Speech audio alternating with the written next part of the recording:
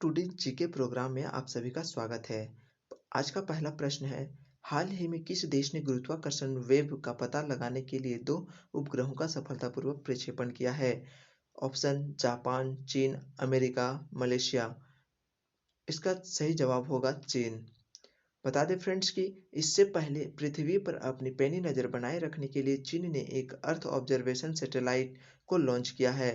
जी हाँ, गाओफेन 14 नामक सैटेलाइट, जो कि पृथ्वी की कोई भी जगह पर हाई रिजोल्यूशन पिक्चर कैप्चर करने में सक्षम है।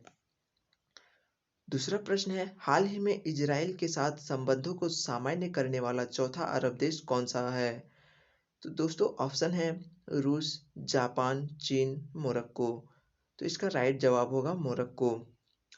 जी हाँ, हाल ही में मोरक्को इजराइल के साथ अपने संबंध को मजबूत करने पर सहमत हो गया है। इस साल अब्राहम समझौते में शामिल होने वाला यह चौथा अरब देश बन गया है।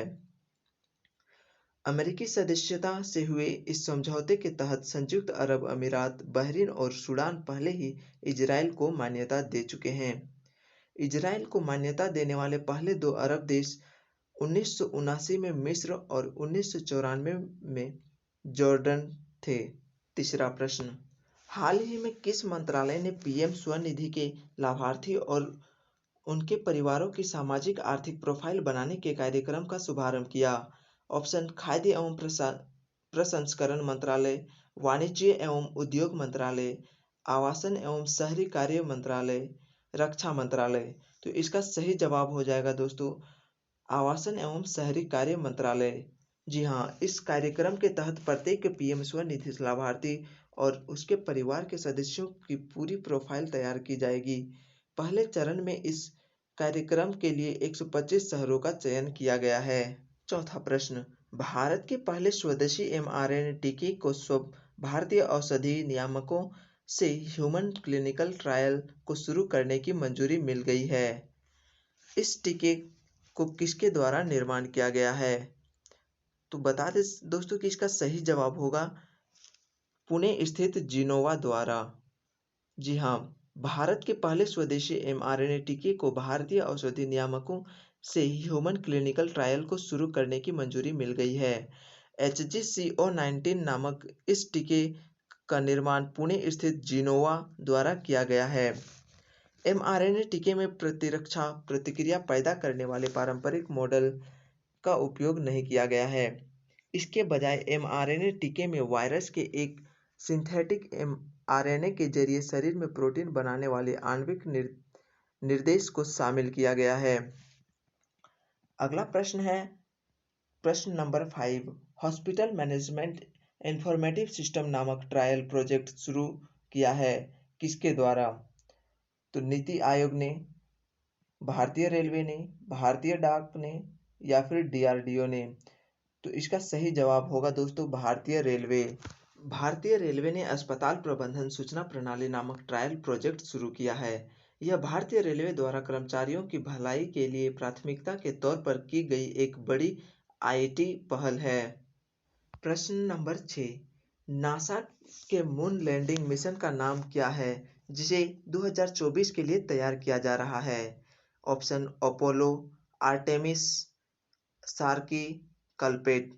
तो दोस्तों इसका सही जवाब है आर्टेमिस। जी हाँ, नासा के मून लैंडिंग मिशन का नाम आर्टेमिस है जिसे 2024 के लिए तैयार किया जा रहा है। नासा के 18 अंतरिक्ष यात्रियों के नाम जारी किए हैं जो 2024 तक मून लैंडिंग के लिए प्रशिक्षित किए जाएंगे। इस समूह में क्रिस्टीना कोच और जेसिका मीर शामिल हैं जिन्होंने दुनिया के पहले महिला स्पेस वॉक में हिस्सा लिया था।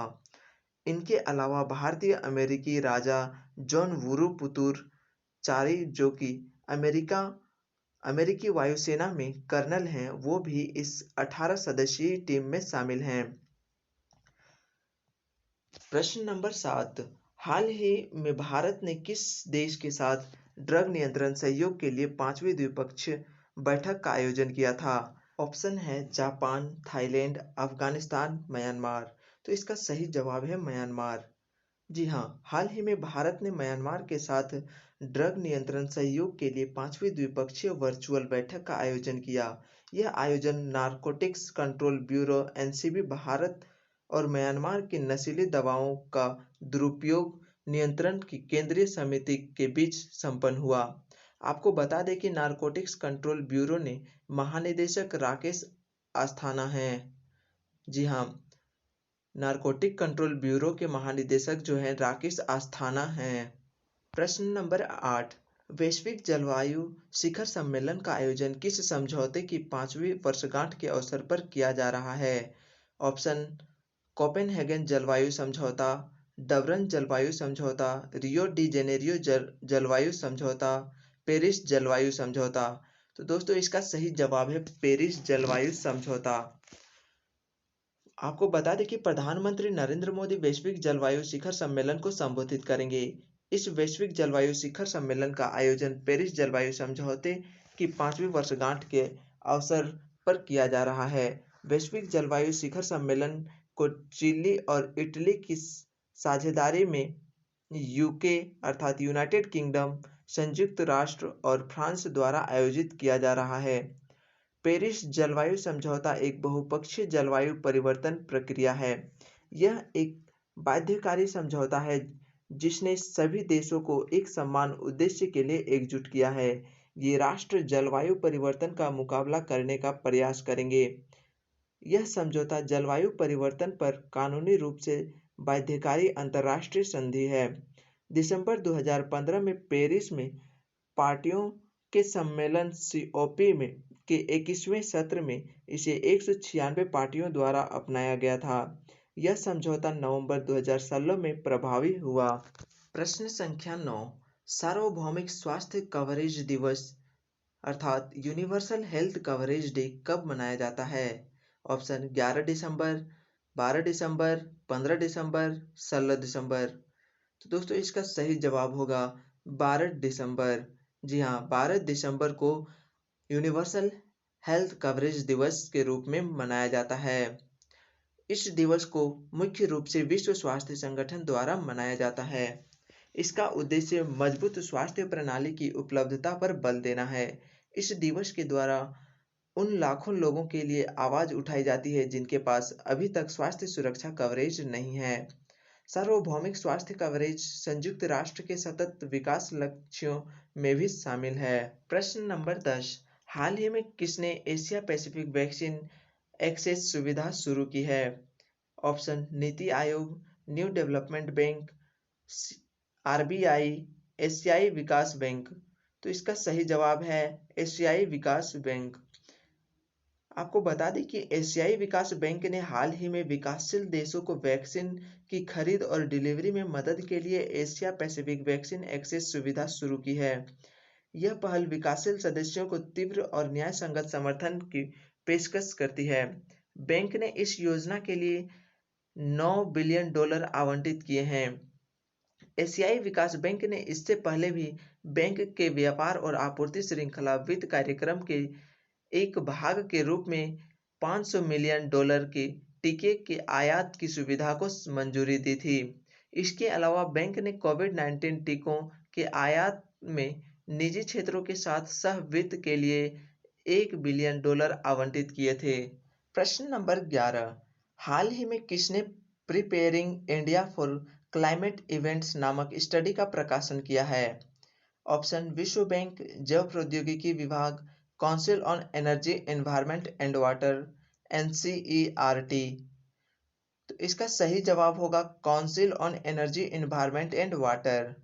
जी हाँ, हाल ही में council on energy environment and water ने preparing India for climate events नामक स्टडी का प्रकाशन किया है। भारत में चरम घटनाओं एक्सट्रीम इवेंट्स की अप्रत्याशितता, तीव्रता और आवृत्ति बढ़ गई है।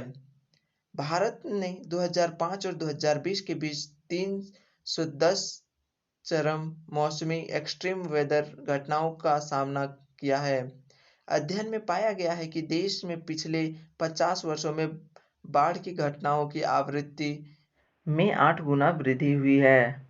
मुझे उम्मीद है कि ये वीडियो आप सभी को पसंद आई होगी और यदि पसंद आई है तो इसे लाइक करें और शेयर करें। साथ ही दोस्तों अगर इस चैनल पर नए हो तो इस चैनल को सब्सक्राइब कर लें। और घंटी के निशान को भी दबा लें ताकि आने वाले हर वीडियो की नोटिफिकेशन आपको सबसे पहले मिले।